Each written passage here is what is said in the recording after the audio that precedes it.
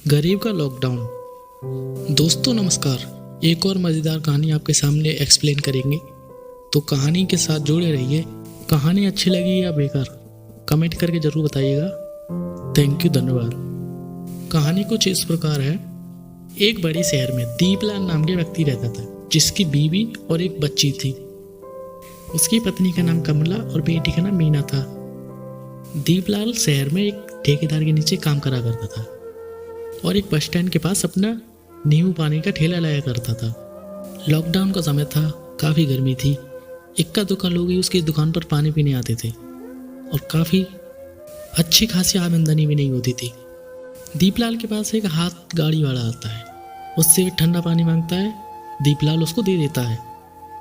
दोनों काम पर बात करते हैं कि लॉकडाउन के कारण काम बहुत कम है, कोरोना के कारण भी काम बहुत कम है, इस वजह से वो लोग टेंशन में थे। लॉकडाउन के कारण दीपलाल की आमदनी मात्र 20 रुपये हुई थी। वो उससे उधार मांगता है कि 2-3 दिन में लौटा दूंगा, मुझे उधार दे दे।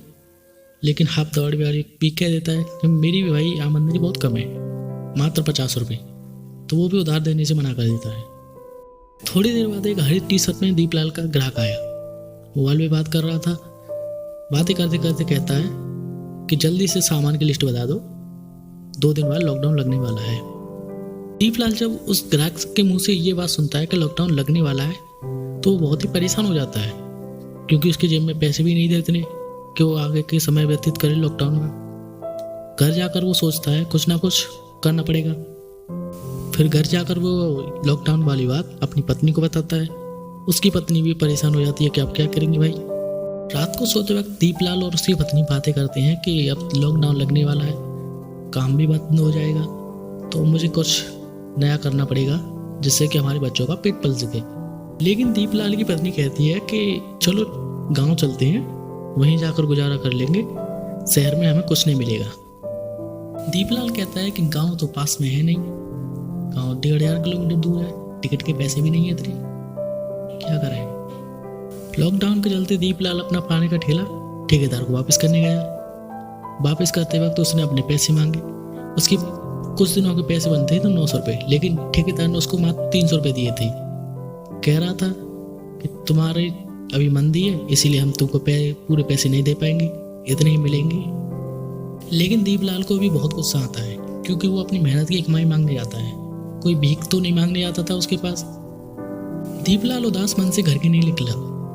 दीपलाल चलते चलते जा रहा था तो उसे बीच में रेलवे स्टेशन मिला, जहां पर हजारों की भीड़ थी, क्योंकि लॉकडाउन के कारण सभी अपने गांव वापस जाना चाहते थे, घर घर वापस जाना चाहते थे। किसी के हाथों में बक्सा तो किसी के सर पर पोटली थी। उनमें से किसी को जानता था जो अपने अपने गांव से शहर कमाने के लिए आए थे, क्योंकि लॉकडाउन के कारण अपने घर वापस लौट रहे थे। लेकिन उसी भीड़ में उसे अपना दोस्त जगन वहां अपनी बीवी के पास गई दिया।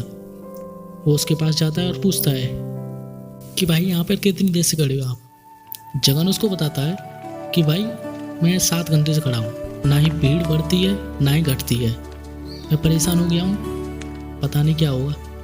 दीपलाल उसकी बातें सुनकर वहाँ से चला जाता है और मार्केट में जाकर वो कुछ बिस्किट खरीदता है और कुछ चूड़ा खरीदता है, फिर जाकर घर पर चला जाता है। दीपलाल ने जैसे घर में प्रवेश किया, उसकी बेटी उससे गले से लग गई।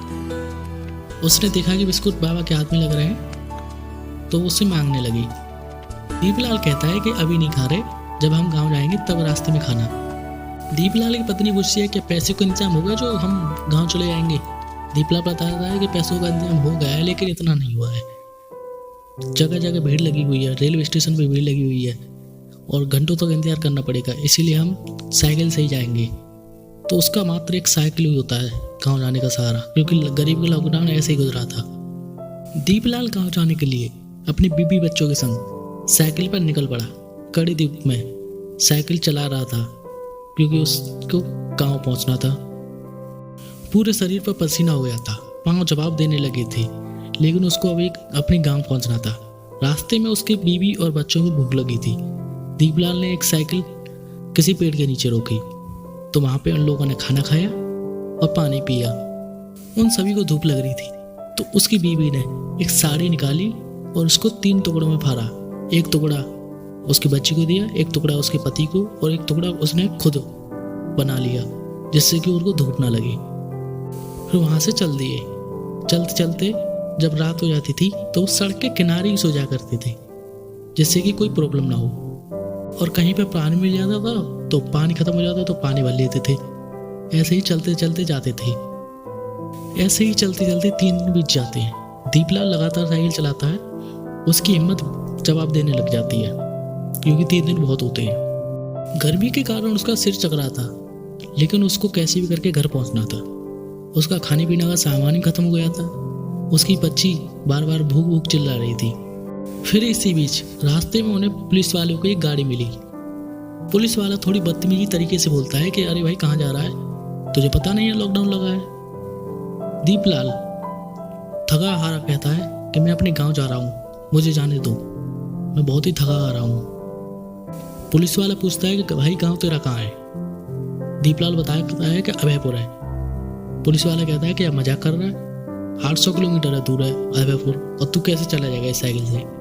दीपलाल पुलिस वाले से कहता है कि भाई पैसे भी नहीं है, बस ट्रेन हर जगह भीड़ लगी पड़ी है, तो क्या करता, इसीलिए साइकिल पर निकल पड़ा। पुलिस वाले तो पुलिस वाले ही होते हैं, उसको उसकी बात पर विश्वास नहीं हुआ। फिर भी उसने उसके गुस्से में आकर डंडा मार दिया। लेकिन वो दूसरा डंडा मारने वाला था, लेकिन उसके पैर उसकी बच्ची ने पकड़ लिए।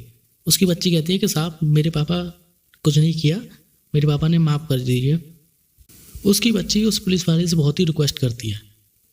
ऐसे रिक्वेस्ट करते करते वो अचानक से बेहोश हो जाती है क्योंकि उसने कुछ खाया ही नहीं था 2 दिन से।